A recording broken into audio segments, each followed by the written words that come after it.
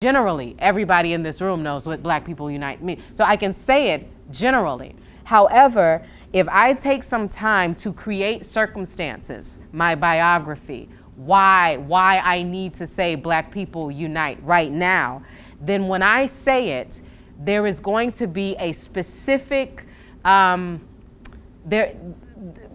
conversation that I give to you is much more complicated. It doesn't sound like somebody just saying something. It's very difficult to describe, but what it came out of is seeing actors that I admired, and I wanted my work to be on their caliber, and it was very evident to me that they were doing homework, I even had a fellow actor who also directs work with me on something, and she was saying, you can't just read over stuff. You have to stop. And it took me time. It took me a very long time to be able to, number one, perceive that is the difference between somebody giving a general performance and somebody giving a nuanced performance. And it took me time to understand that by investigating the dialogue, you can open up so much more of the world in the play.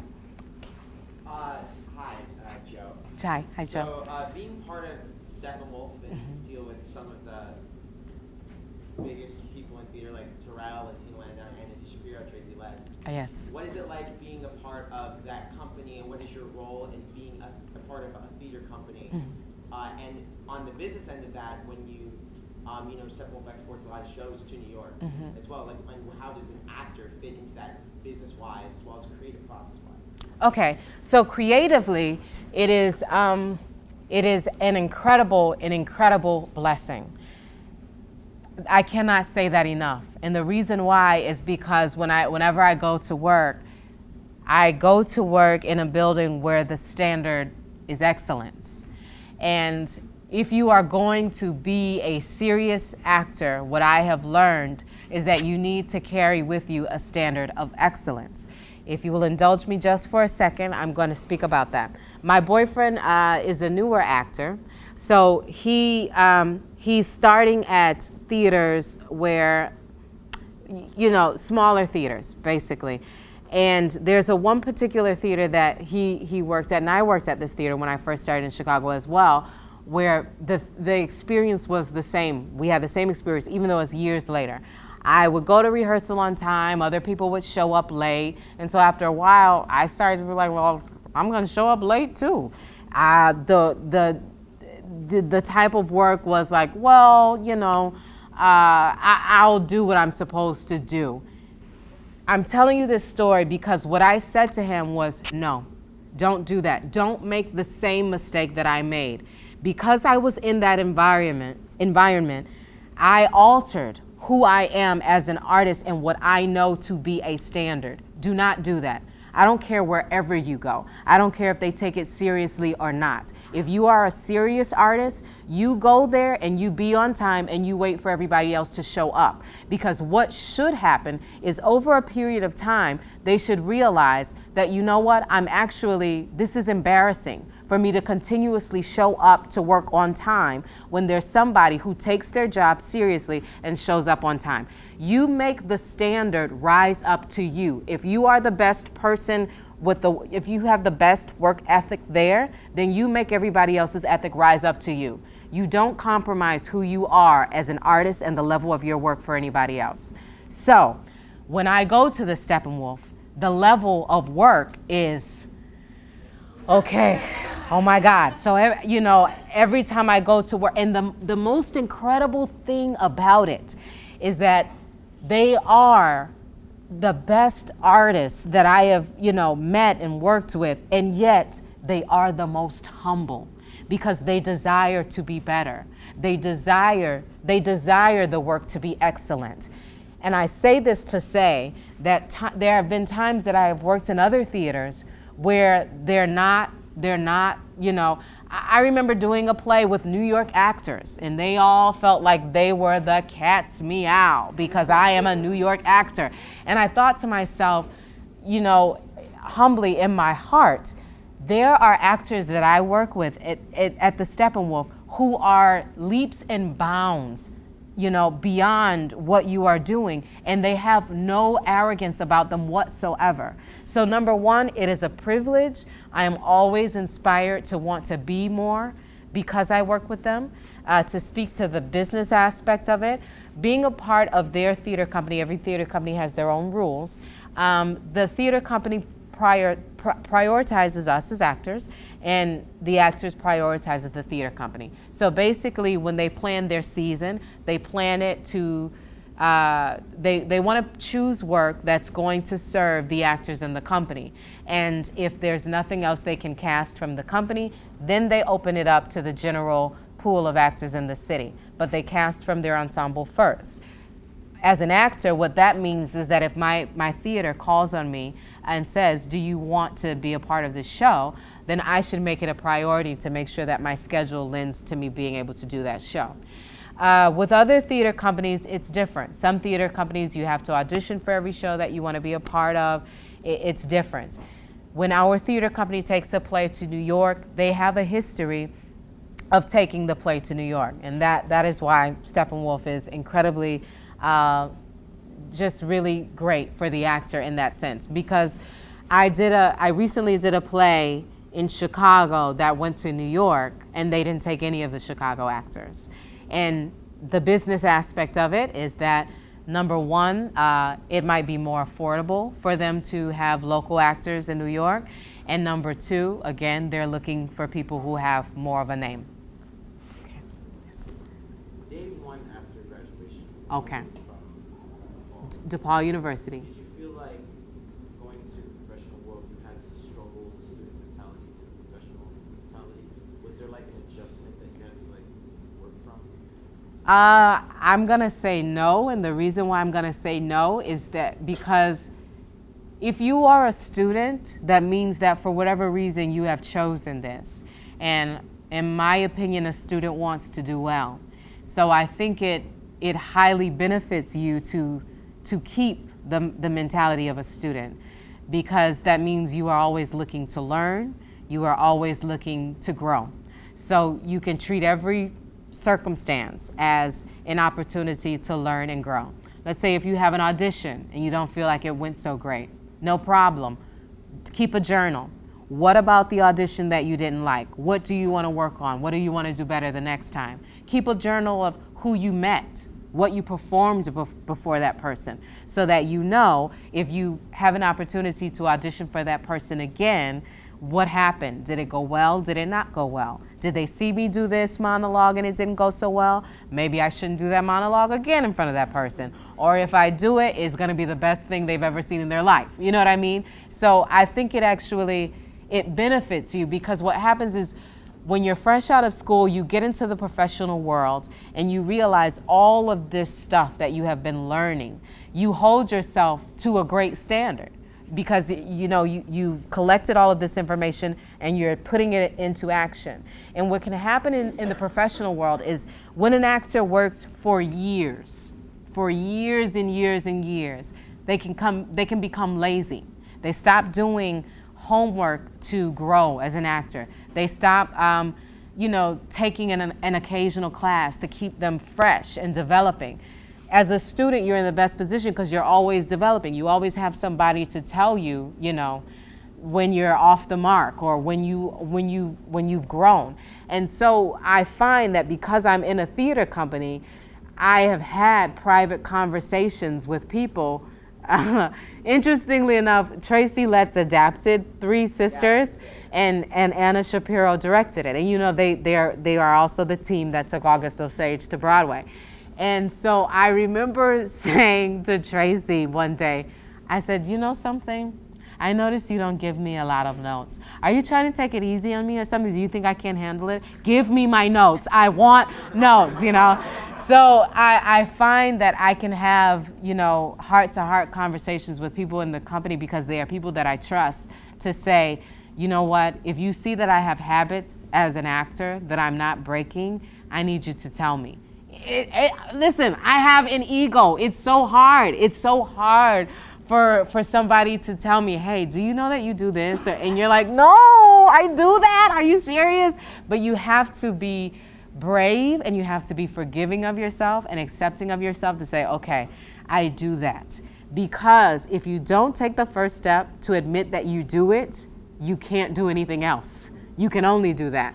So having that, I didn't feel like it disadvantaged me. I felt like it gave me an advantage. And because I have been working so many years now out of school, sometimes I actually feel disadvantaged because I'm not a student fresh out of school. When you're fresh out of school, you're hungry. You have energy. You attack whatever you work on. When you feel like you sort of kind of know the routine of the business of what you have to do, you can become lazy, and you can run the risk of settling into not doing what you need to do to make sure that you stay in line with the rest of the competition that is out there. Yeah. Okay. Wait, did we talk already? No? Okay, yes. So this young man and then you, okay? It's really cool to see you talk and even perform with, like, there's like a richness and depth to you that you don't get to see in a lot of actors and performers, and I think that's awesome. Like, I love that. Thank you.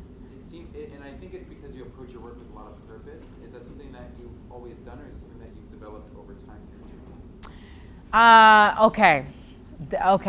Okay. So I'm going to tell you that I think that has always been a part of my work, but I'm going to add to that before you asked me a question about, I'm sorry, I think it might have been, okay, yes, sorry. You asked me a question about what do you struggle with the most? And sometimes what I have actually struggled with throughout my career has been the purpose. There were a few years after I was working in school, I got very sort of discouraged about theater. And I became discouraged because I felt like, what is the point if the only people who come to see the plays are people who are in the theater business, and like the actors and the professionals, and they all come to critique one another? Like, what's the point if it's not for people? Interestingly enough, a lot of times when I watch a movie or a play, I don't watch it as an actor looking to critique another actor. I watch it like as a normal person. Like, they tell me the story and I'm excited, and I'm not thinking about their acting. The only time I start thinking about their acting is if I feel like they don't care, and now my attention is on the fact that you're just doing whatever. So for me, I became discouraged about why are we actually doing the theater.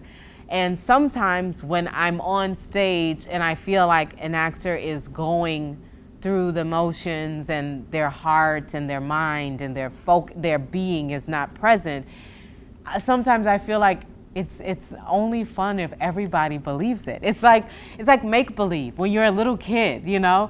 If one kid says, you know, this is the tree, let's climb the tree, and somebody refuses to play because they're like, there's not really a tree there.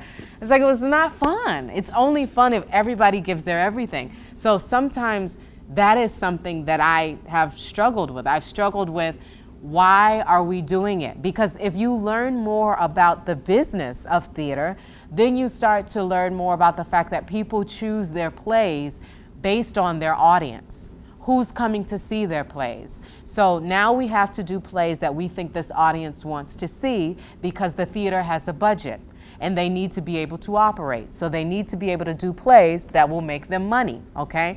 So all of these things come into play, but for me, for myself, because I have sat down in audiences and I have wept and thought to myself, this is why I do theater. When somebody gives me something of their soul, when they open their heart to me and share a human truth with me and inspire me to live my life more beautifully and more presently, to be in the moments of my life, then I get inspired to give that gift to somebody else.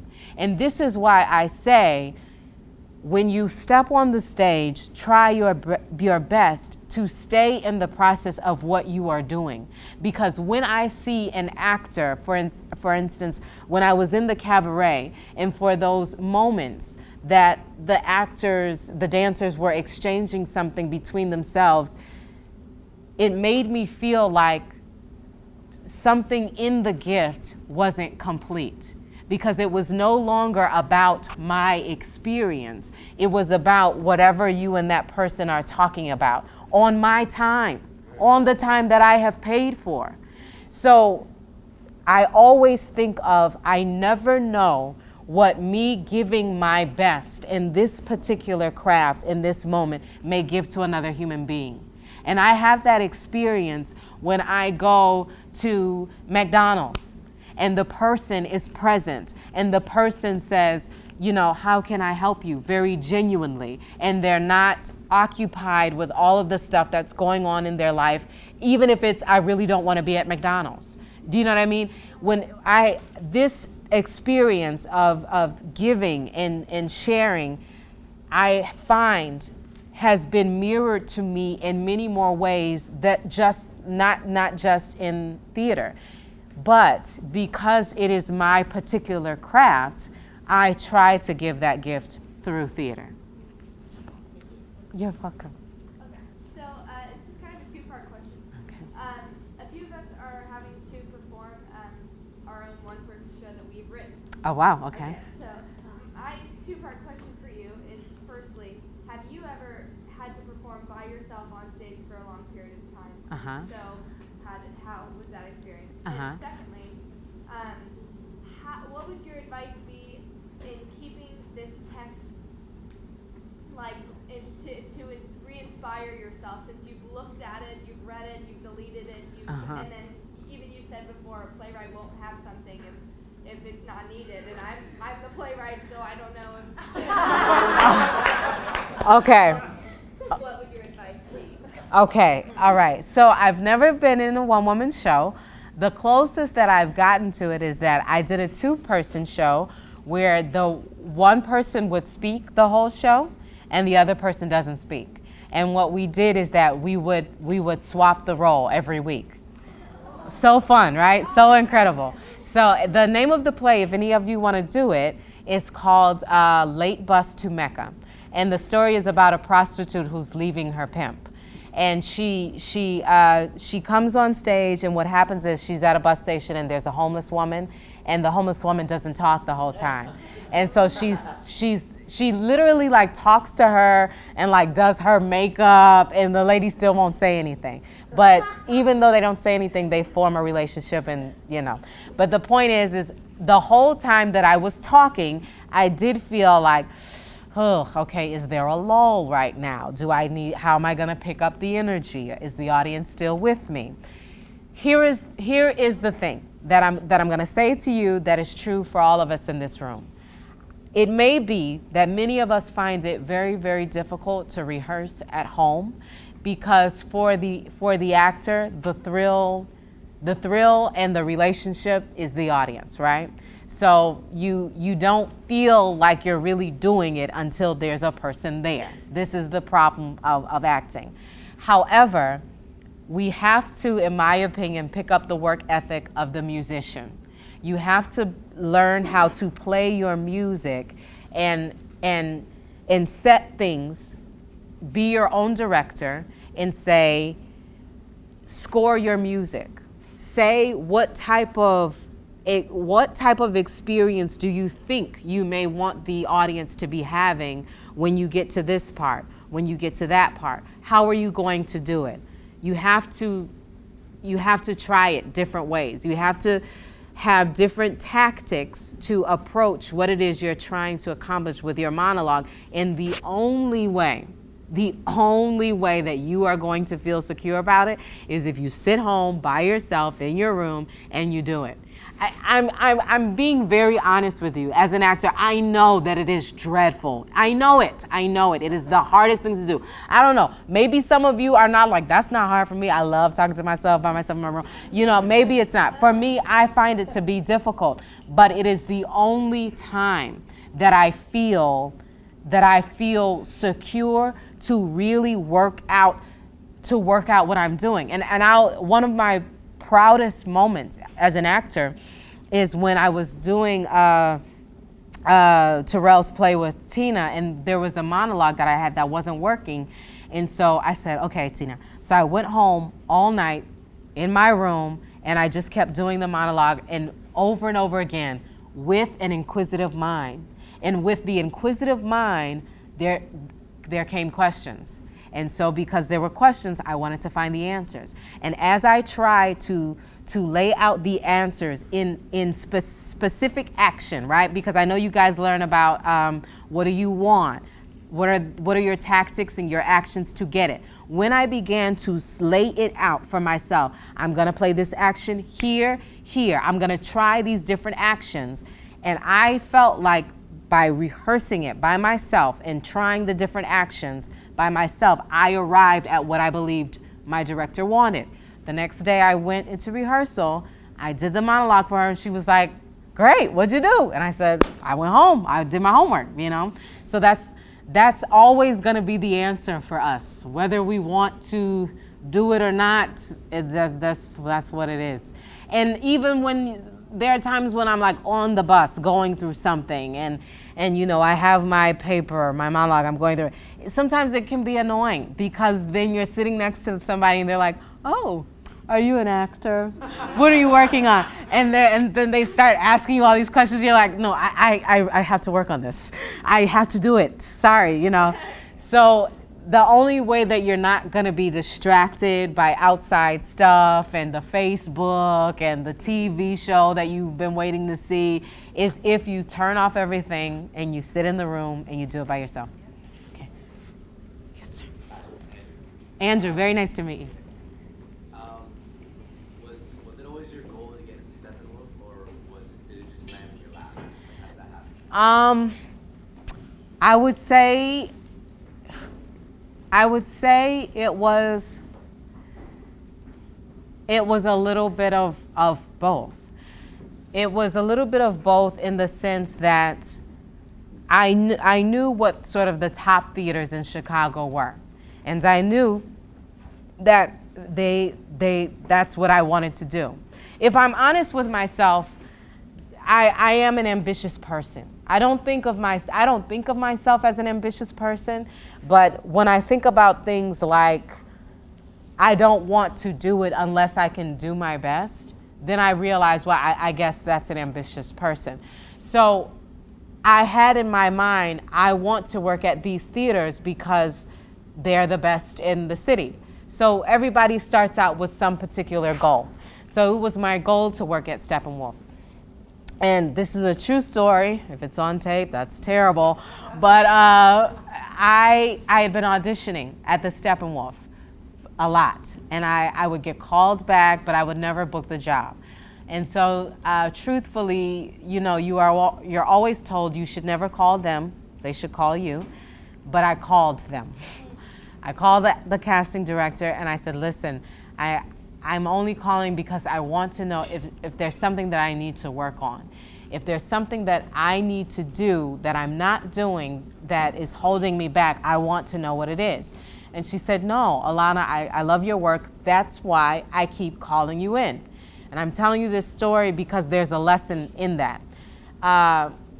Once you start auditioning a lot as a professional and you don't get called back or you don't book the job, you can take it personally because you can feel like maybe I'm not a good enough actor. But the truth might be that, you know, she's, you know, 5'6" and you're 5'2", and they need somebody who's 5'6". You can both do the monologue or scene that you audition with perfectly. However, they might need to address the fact that, well, the character is written for an African American person and you're Latina or Latino, whatever.